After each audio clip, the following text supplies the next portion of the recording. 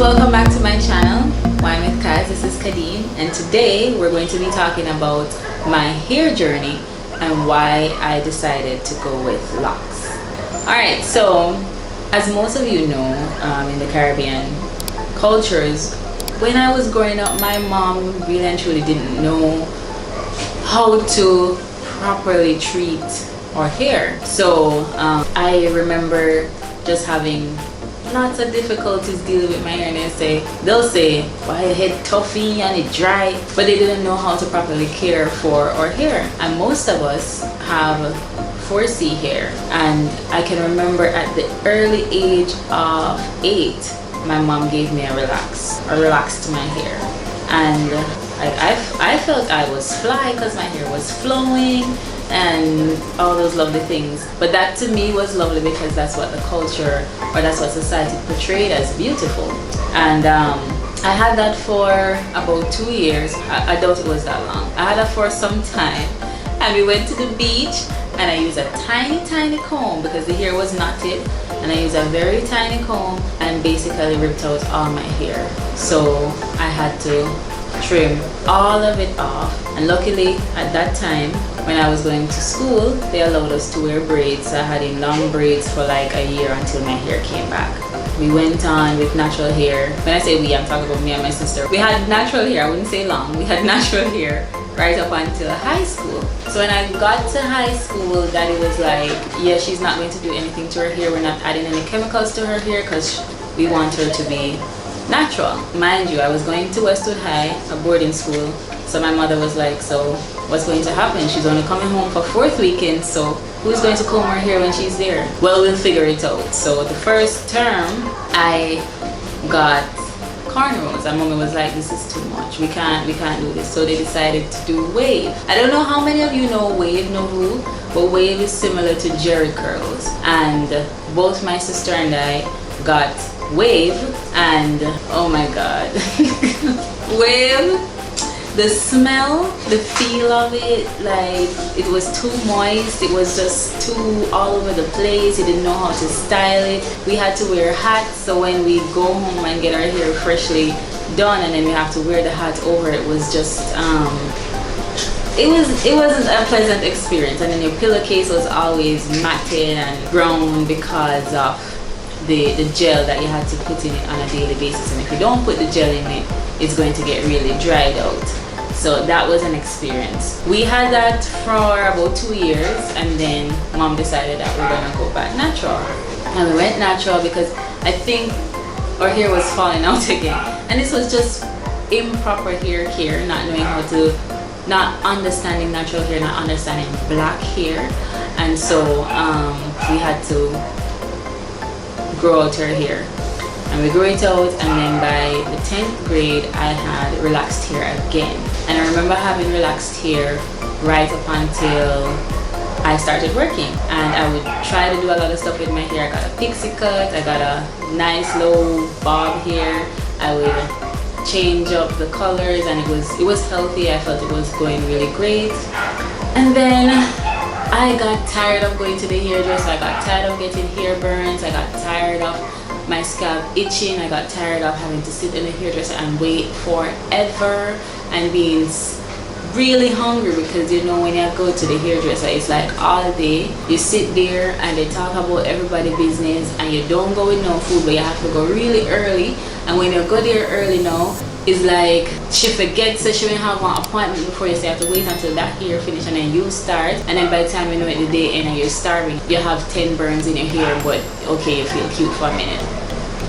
And so I got tired of that. I actually started relaxing my hair. First when I started relaxing my hair, I decided I was going to stretch out my perm, so I would relax every 3 months or every 4 months instead of every 6 weeks. And then I got tired of that too, and I said, you know what, I'm going to go natural. So I was transitioning at first.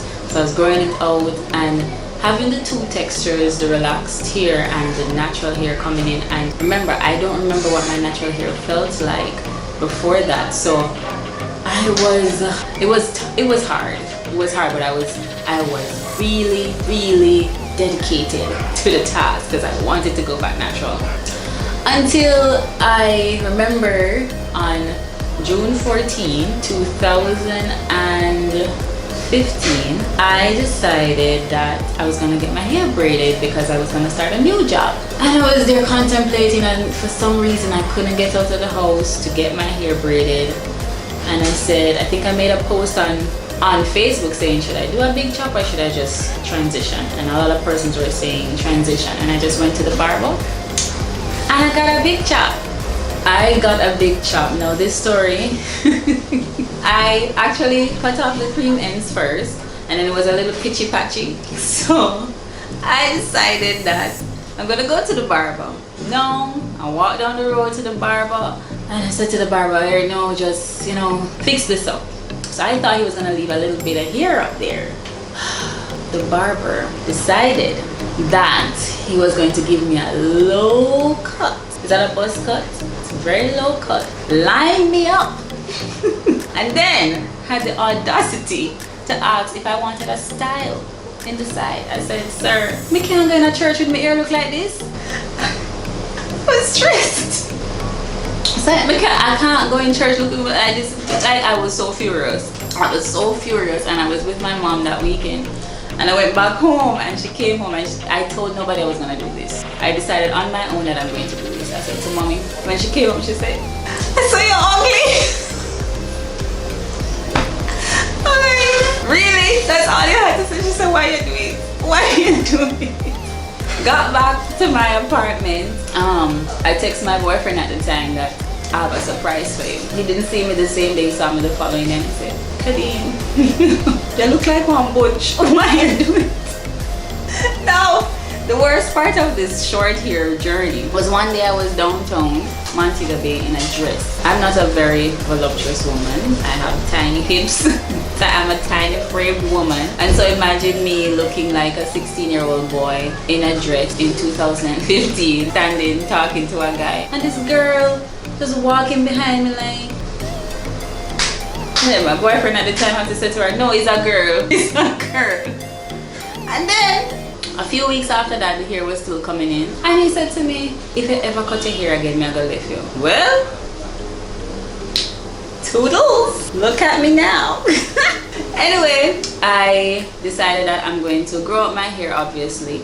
So I grew it out and I was experiencing it. I tried many different styles with the loose natural. So I had loose naturals for 2 years, and it grew out right to my shoulder. It grew out probably to my, I don't know. I researched natural hair. I researched how to properly care for 4C hair. I learned about porosity. I learned about moisturizers. I learned about all those kind of stuff. But at the same time, caring for loose natural 4C hair is not an easy task. You have to be dedicated. I had to ensure that I have to clear my schedule for an entire Sunday to have my wash day. That's all day. And you had to steam your hair, style and dry, and keep that hairstyle for the entire week, because I learned that the more you manipulate your hair, the more you lose it. And so I tried as best as possible not to manipulate my hair, but I had to ensure that it was always moist, always kept, because you have to go to work. And so it became really tedious.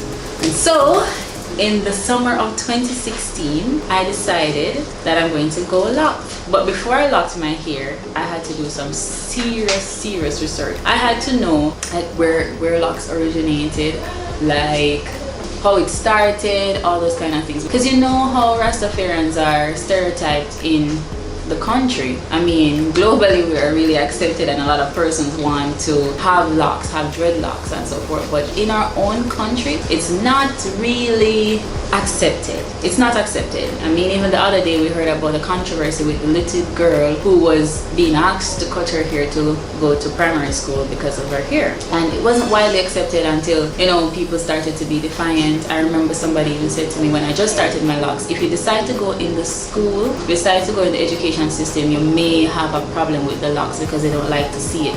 But I didn't care. I wasn't planning to go teach anywhere anyway, and I was wanting to do my hair, and I feel like locks is very manageable. What I learned about locks is that locks did not originate with Rastafarians. Rastafarians made locks popular. Locks actually dated back to India. I believe that's where they had the first evidence of locks, and then they dug up some mummies in Ethiopia.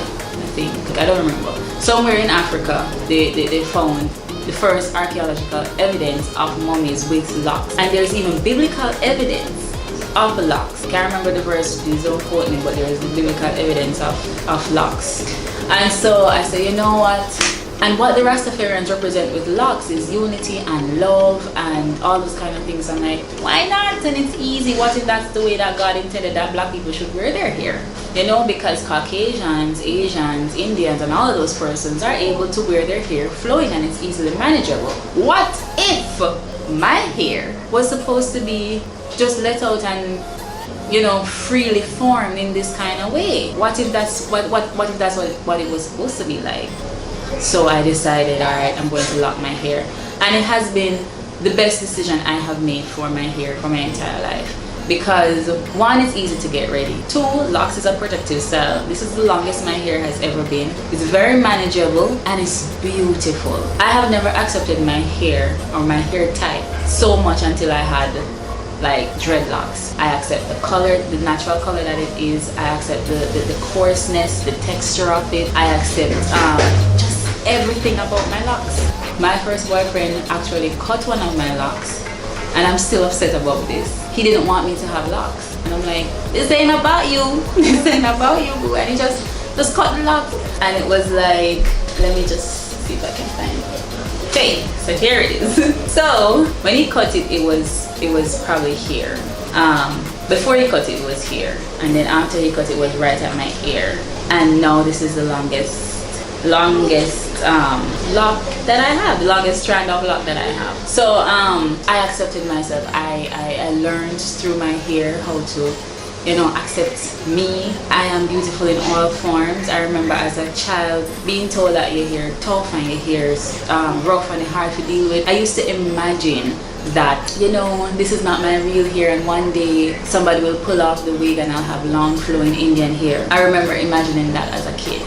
But growing up now and having this experience and feeling it and seeing it for myself and see the versatility of locks and seeing and embracing all of me, and knowing too that if I decide that I don't want locks anymore, I can cut it off and it still doesn't change who I am, has been the best experience ever. Like, I haven't groomed my hair since May and I still feel beautiful. I still feel gorgeous. I still do. So I really do love my locks, and I hope that we can get to a point in our society where as Jamaicans we can accept dreadlocks for what it is. We're natural. We should be able to accept and appreciate our Jamaicans in their natural forms. Why is it that in the hotel industry, or in most industries, not just the hotel industry, that cream hair, relaxed hair is more acceptable than natural hair?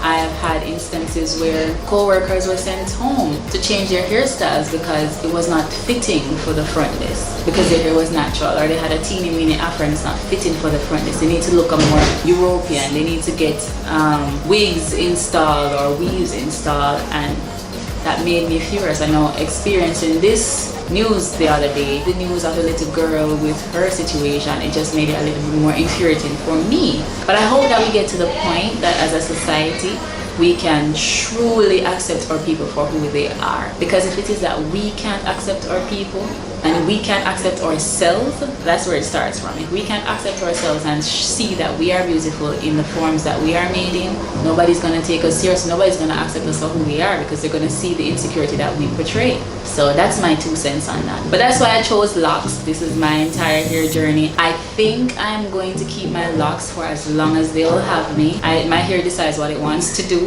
And whenever I feel the energy to change it, that's when I'm going to change it. For now, I may just do a little streaking or bleaching, or I don't know. I've been toying with the idea for about 2 years now. But I really enjoy my locks. I really enjoy this hairstyle. I really enjoy everything about it. And to all the people who say it's dirty looking, to all the people who say it looks unkempt, to all the people who say it makes you look like a homeless person or poor and they don't like it, it ain't your hair. Well, thank you for joining me with Wine with Cats. Come and wine with me another day. Wine with me. Don't forget to like, comment, and subscribe. Bye.